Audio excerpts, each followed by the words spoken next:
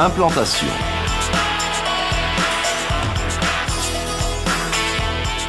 Pour réaliser une implantation, il est nécessaire de posséder le plan de situation.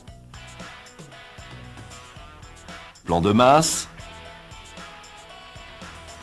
le plan de géomètre et le plan de fondation.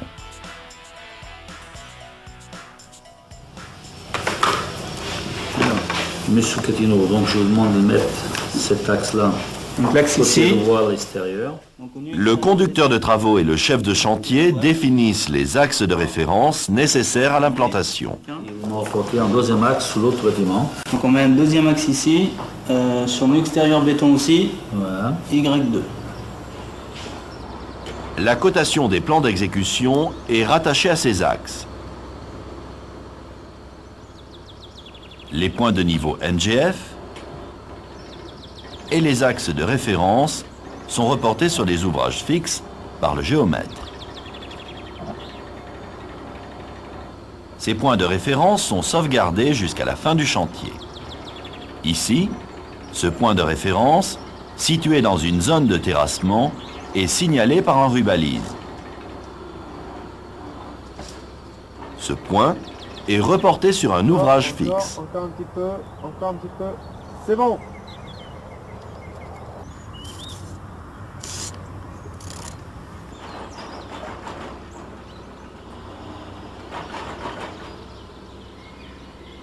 Les axes des murs sont reportés sur les chaises à partir du plan de fondation. Le plan de fondation définit les axes de fil.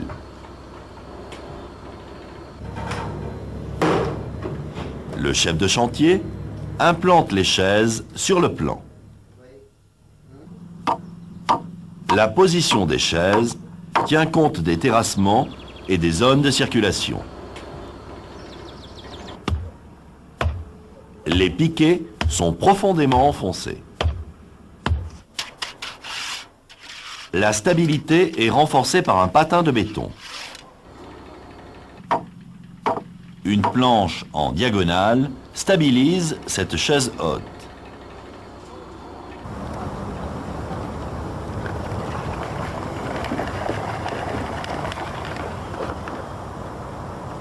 Les axes sont tracés sur les chaises.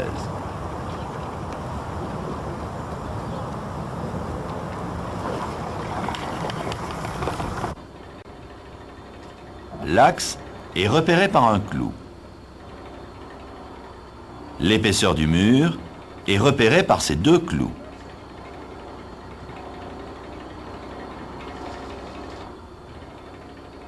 Cette mesure correspond à la longueur du bâtiment.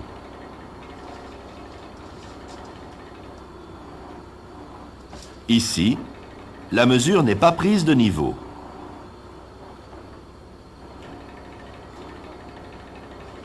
L'implantation du bâtiment est fausse.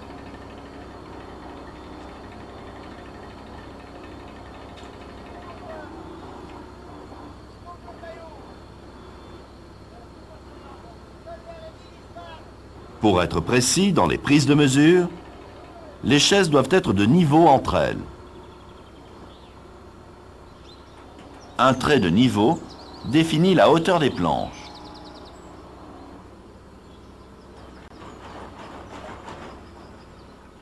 Une planche suffisamment épaisse est clouée de niveau à l'arrière des piquets. Les chaises sont signalées et conservées jusqu'à l'élévation des murs. Encore un peu. Le point de référence est reporté sur la chaise. Viens à droite un petit peu, c'est bon.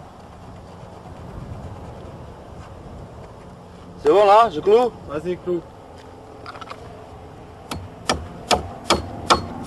À partir du point de référence, l'axe de la file est tracé en premier.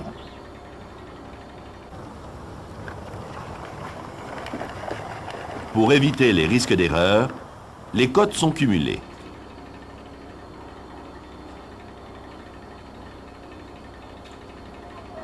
En additionnant les cotes entre axes, on évite les erreurs de report et les imprécisions de traçage.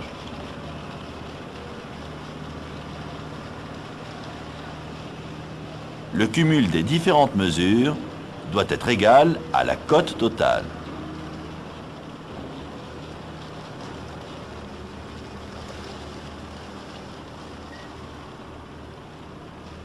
Jamais les cotes ne doivent être mesurées sur le plan.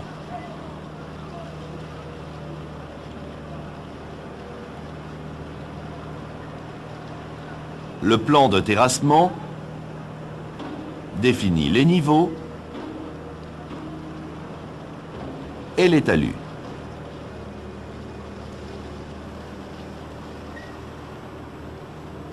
L'emprise du bâtiment définit l'implantation du terrassement. Dans le cas d'un terrassement avec talus, il faut tracer les pieds de talus,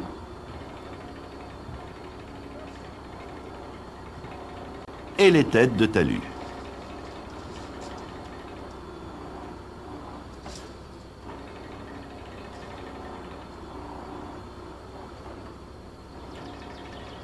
Un point de niveau est tracé à proximité.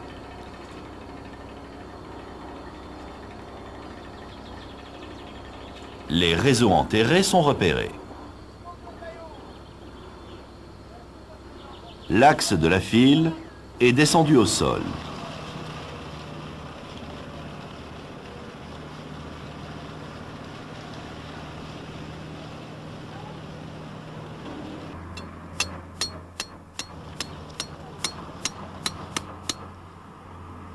Les fouilles en rigole sont implantées.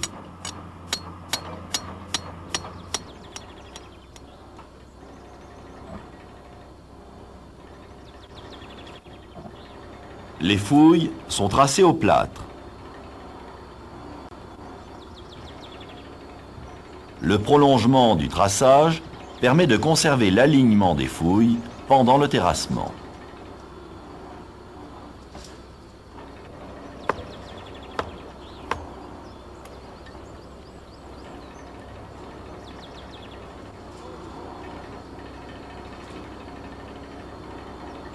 Un point de niveau NGF est matérialisé à proximité.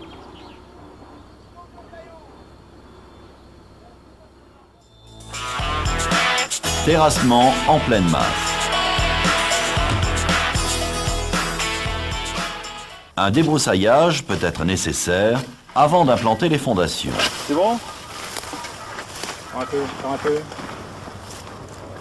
Ah, c'est bon là.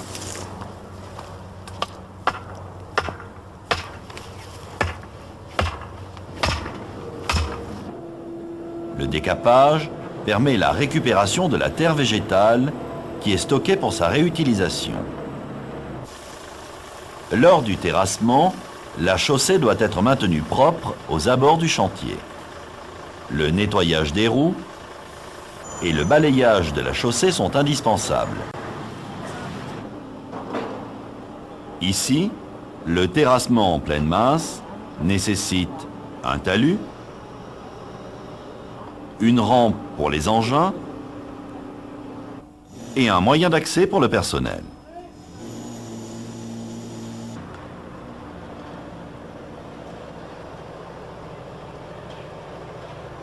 En général, la nature du terrain ne permet pas la réalisation de parois verticales dans le terrassement. Pour éviter les glissements de terrain, un talus est nécessaire. L'angle du talus est défini par le rapport de sol. En règle générale, on applique une pente minimale de 1 pour 1 qui correspond à un angle de 45 degrés.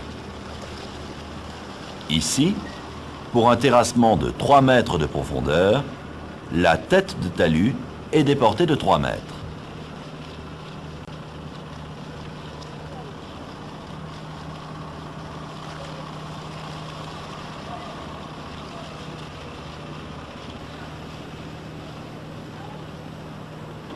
Pour un terrassement en pleine masse, les pieds des talus sont tracés en retrait de l'ouvrage à au moins 1,50 m.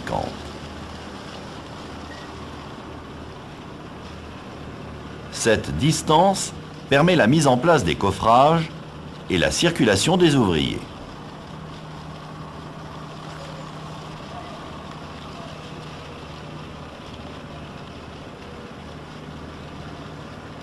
La tête du talus est tracée.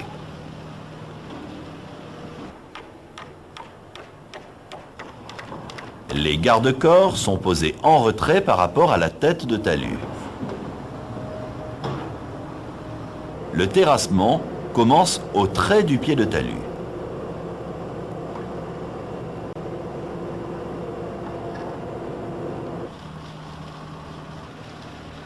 Une bâche imperméable protège le talus des eaux de ruissellement. La bâche est maintenue par une planche.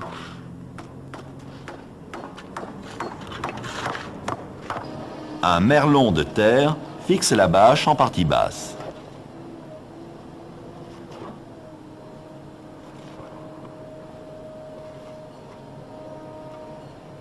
La réalisation d'une rigole en tête de talus recueille les eaux de ruissellement.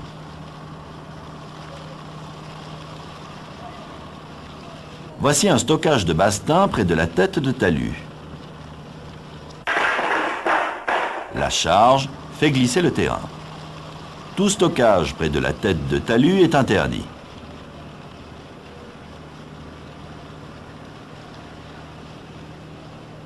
L'éloignement de la zone de stockage est fonction de la nature du sol et de la charge à stocker. Un contrôle permanent assure le bon niveau de terrassement.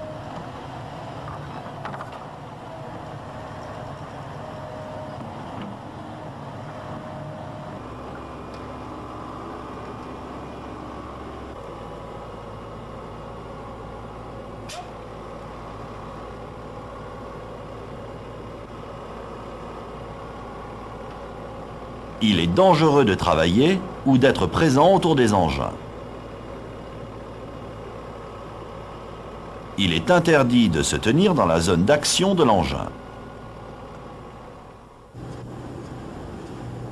Lors du terrassement, il convient d'être vigilant en présence de réseaux ou d'ouvrages enterrés. Ils sont généralement indiqués sur les plans ou peuvent être découverts lors du terrassement. Les réseaux enterrés sont en général repérés par un grillage avertisseur.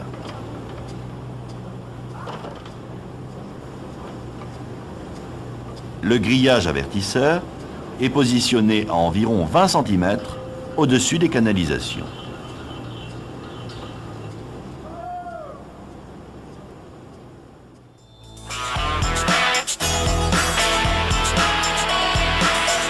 Terrassement des fouilles en rigole.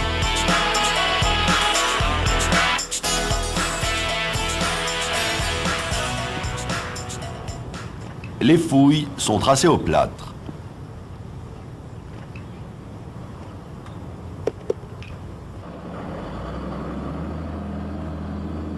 Le godet est choisi en fonction de la largeur de la fouille.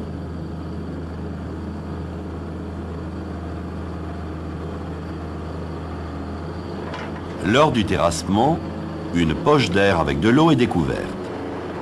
Toute modification dans l'aspect du terrain est signalée au chef de chantier.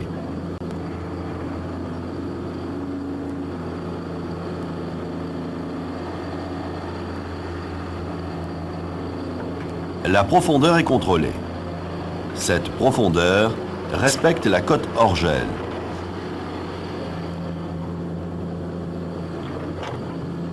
Voici une fondation enterrée.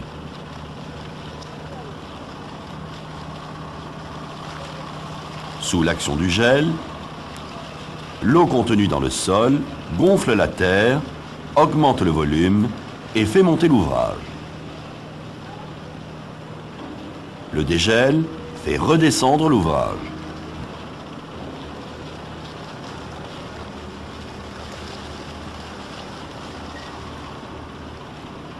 Dans ce cas, une des semelles est dans la zone gelable. La partie avant monte et des désordres apparaissent. Les fondations doivent être assises sur un sol hors gel. Cette cote de profondeur varie en fonction des zones géographiques. Ici, la cote hors gel est de moins 80 cm.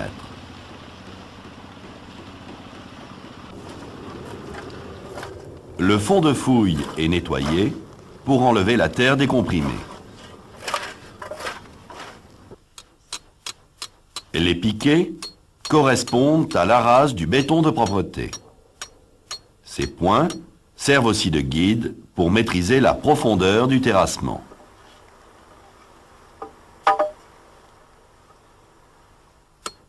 Le fond de la forme doit être plan et propre. Les bords de fouille sont fragiles. En cas de coulage des fondations en pleine fouille, les parois doivent être alignées et dressées. Dans le cas d'un terrain en pente, les semelles sont coulées en redans.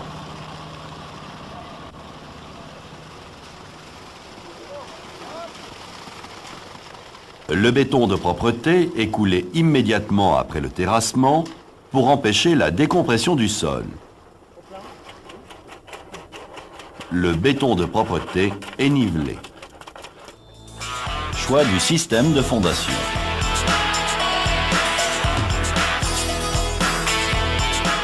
Le choix du système de fondation dépend de plusieurs paramètres. L'étude du sol, l'environnement,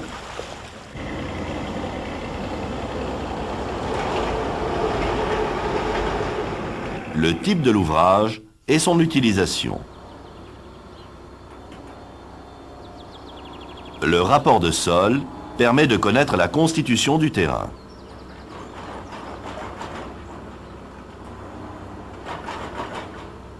Chaque couche du sol a une résistance différente.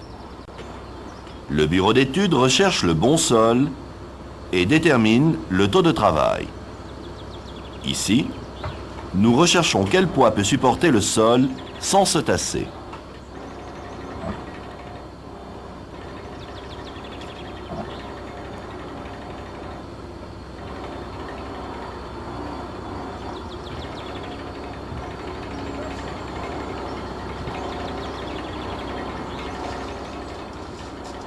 Jusqu'à 3 bars, aucun tassement n'apparaît.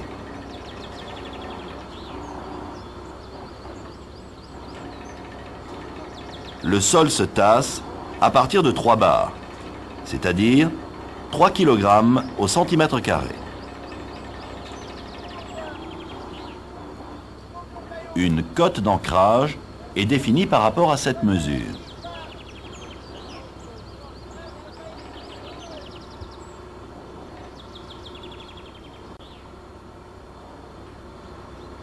L'eau, présente dans les couches du sol, participe à sa cohésion.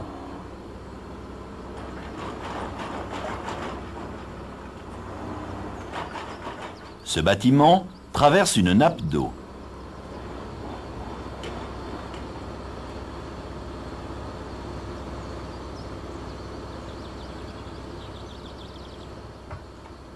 Une venue d'eau accidentelle s'infiltre dans le bâtiment. Un pompage excessif et prolongé aspire l'eau en entraînant les fines, ce qui modifiera la cohésion du terrain.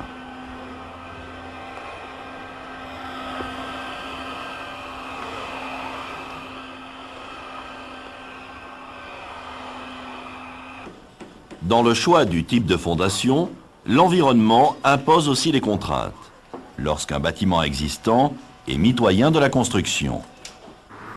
Lorsqu'un bâtiment est construit sur un terrain en pente. Lorsqu'un immeuble est situé près d'un cours d'eau ou à proximité d'un réseau de chemin de fer. D'autres critères influent également sur le système de fondation. Un immeuble de grande hauteur. Un ouvrage enterré. ou la méthode de réalisation. Ici, un chantier réalisé en top.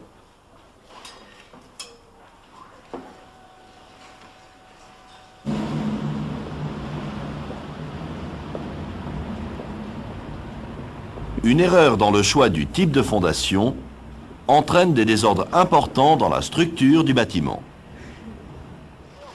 Les fondations sont une partie importante de la construction.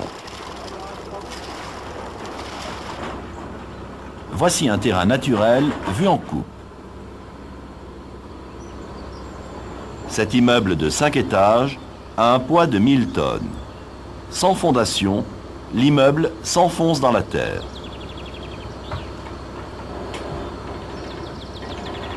Voici un terrain avec talus.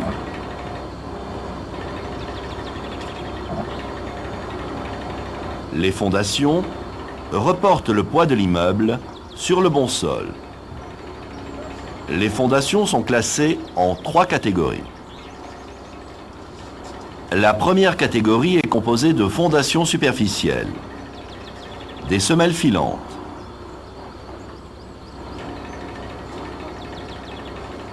ici des semelles isolées, et ici un radier général.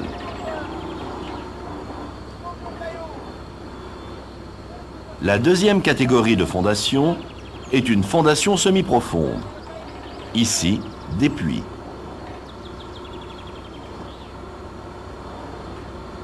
La troisième catégorie de fondation est la fondation profonde. Ici, des pieux. Et ici, des parois moulées.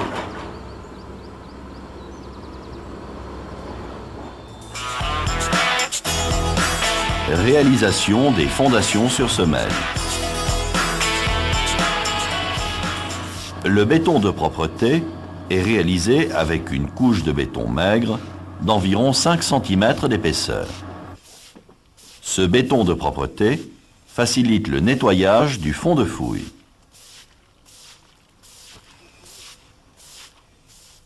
Cette fouille est sans béton de propreté. Le fond de fouille est à 1 mètre. Lors d'une pluie, l'eau détériore la compacité du fond de fouille. Cette terre doit être enlevée pour retrouver le bon sol. Maintenant, le fond de fouille est plus bas. Le rôle du béton de propreté est aussi de niveler le fond de fouille, de permettre le traçage, de garantir la propreté, la position et l'enrobage des aciers, et d'assurer une bonne mise en œuvre du coffrage. L'axe de la file est reporté sur le béton de propreté.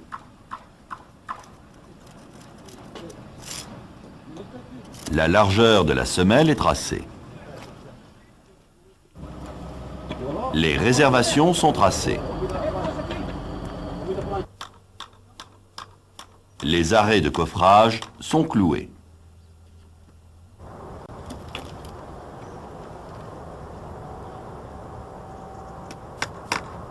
Les joues sont posées.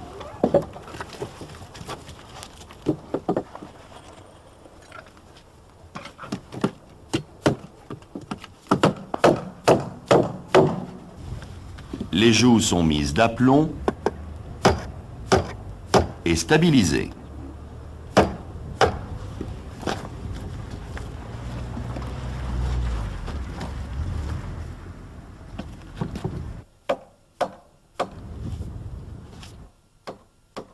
Les joues sont alignées.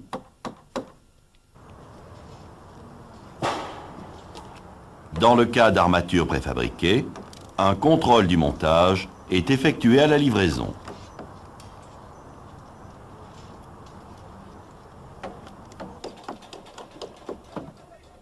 L'étiquette est vérifiée. Les armatures des fondations sont posées.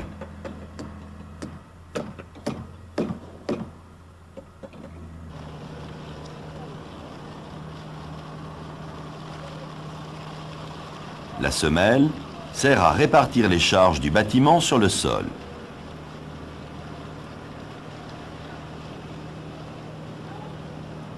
Cette semelle n'est pas armée. Sous la charge, la partie inférieure se déforme. Cette zone travaille en traction. Cette semelle est armée. Les armatures reprennent les efforts de traction.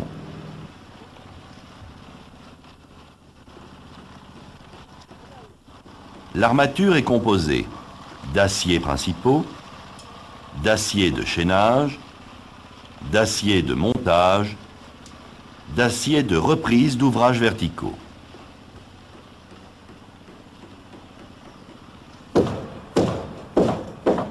La complexité et la diversité des types de fondations obligent à respecter scrupuleusement le détail des plans de ferraillage. Il faut assurer le recouvrement des barres d'acier. Ce recouvrement est en règle générale de 50 fois le diamètre.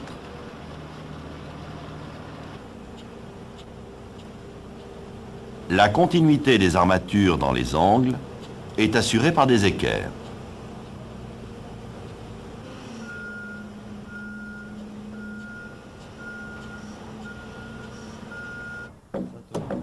Les cales d'enrobage sont posées.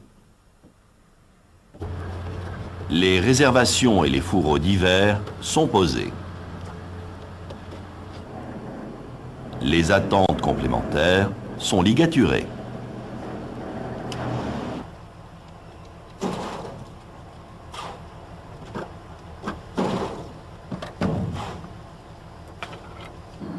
Un clou marque la rase supérieure de la semelle.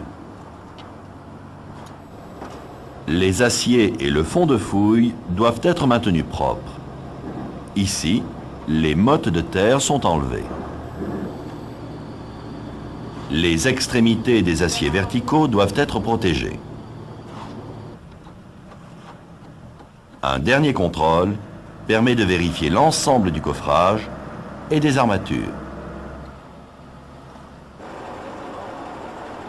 Le chef de chantier vérifie que la composition du béton est adaptée aux fondations.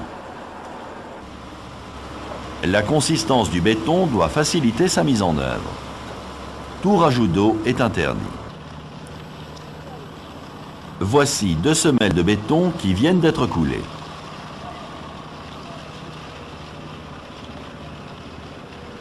Le béton de cette semelle a eu un rajout d'eau. Cette semelle a été coulée avec un béton sans rajout d'eau.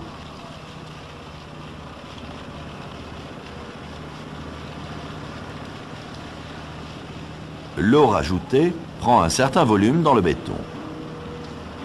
Après la prise du béton, l'eau évaporée laisse des vides. Ce béton sans rajout d'eau est homogène.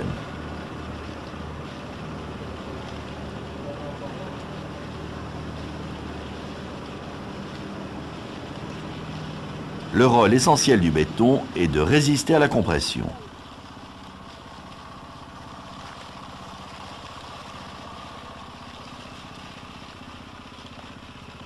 La semelle ayant eu un rajout d'eau perd de sa résistance. La vitesse de coulage doit être maîtrisée pour éviter le déplacement des aciers. Le béton est vibré. Tout éboulis de terre tombé accidentellement dans le béton est impérativement enlevé.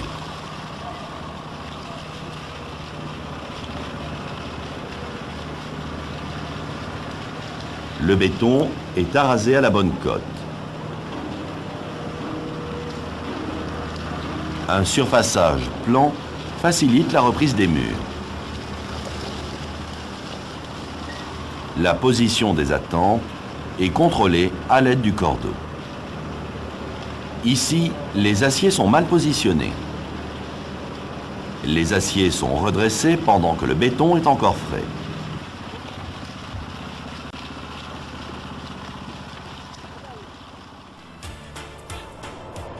À l'ouverture d'un chantier, une importante préparation est réalisée. À partir des différents plans établis, le chef de chantier pose un certain nombre de repères. Le niveau de référence donné par le géomètre est rattaché au niveau général de France, NGF.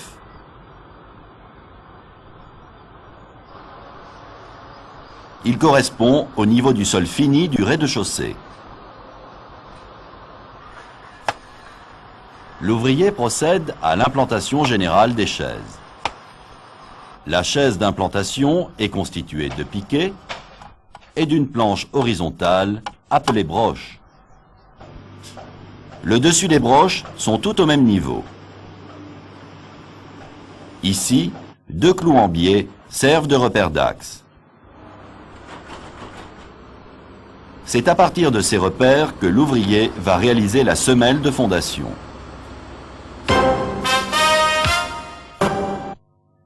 Une semelle de fondation, c'est une fouille, un béton de propreté, un massif de béton avec des aciers en attente. Il y a 2 techniques pour réaliser une semelle de fondation. Voici le terrain vu en coupe. La semelle est coulée en pleine fouille.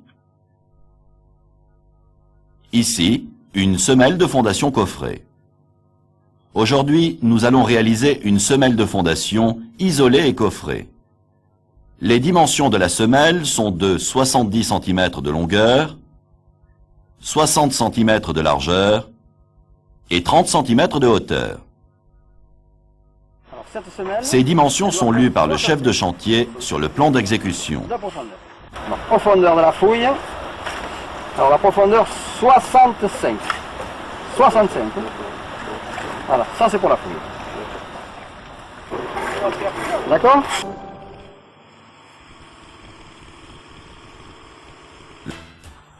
L'ouvrier implante la fouille. Pour la file 13, il mesure 95 cm d'un côté et 75 cm de l'autre côté de l'axe. Pour la file P, il mesure 80 cm de part et d'autre de l'axe. Les piquets matérialisent l'implantation de la fouille.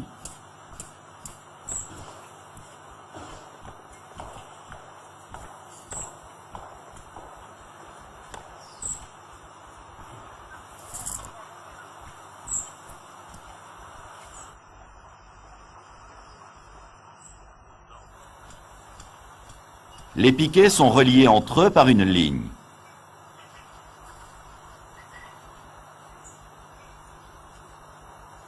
Le rectangle ainsi formé matérialise les bords de la fouille. L'ouvrier trace l'implantation de la fouille avec du plâtre. L'ouvrier doit faire attention à faire dépasser les traces aux 4 coins. Un contrôle est effectué pour vérifier que les fils sont les bonnes et que les côtes reportées au sol sont exactes. Là, c'est bon. Donc, je prends cet axe. Alors, cet axe. Là. Alors là, on doit avoir 80. Bon.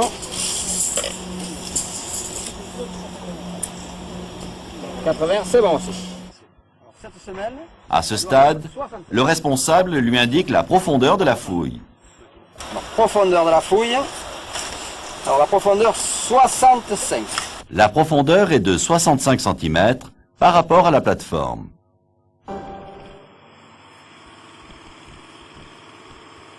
L'engin de terrassement creuse la fouille. La profondeur de la fouille est de 65 cm. Réalisation des fondations sur radio.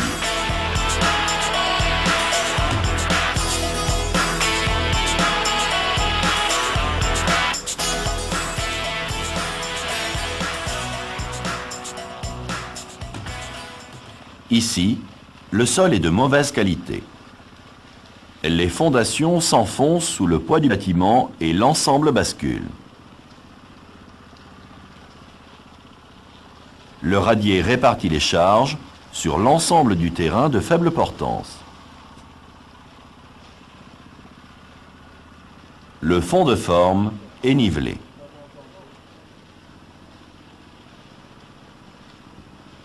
Voici le radier à construire. La portance du terrain est uniforme sous le radier.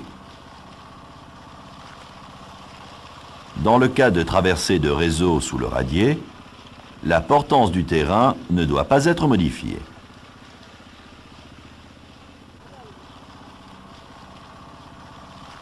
Ici, les réseaux sont concentrés. La portance du terrain est modifiée. Des désordres apparaissent. Les aciers sont posés sur un béton de propreté.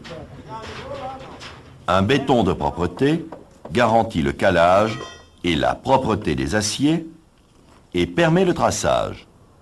Ici, le traçage d'une réservation.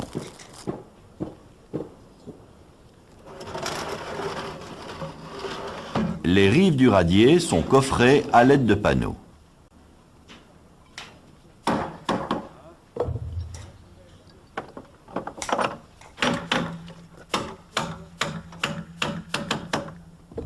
Les panneaux sont assemblés.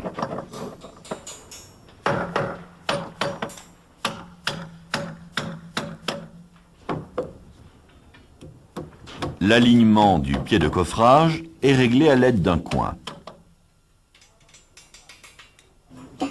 La tête du coffrage est maintenue et alignée par butonnage. Le radier nécessite un ferraillage particulier et important. Voici un radier non armé.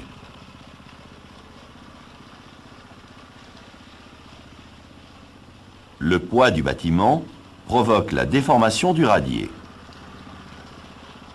Des zones tendues apparaissent. Voici un radier armé. Ces zones de traction sont renforcées par les aciers principaux.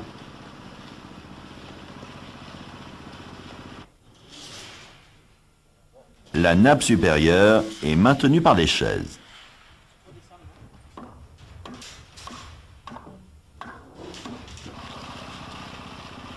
Un contrôle du diamètre et de la position des aciers est effectué. Le béton est mis en œuvre par zone sur toute son épaisseur.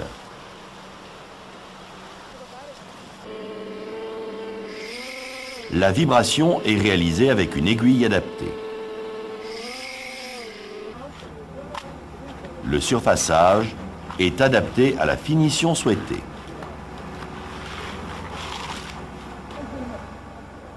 Pour ralentir l'évaporation de l'eau, un produit de cure est rajouté.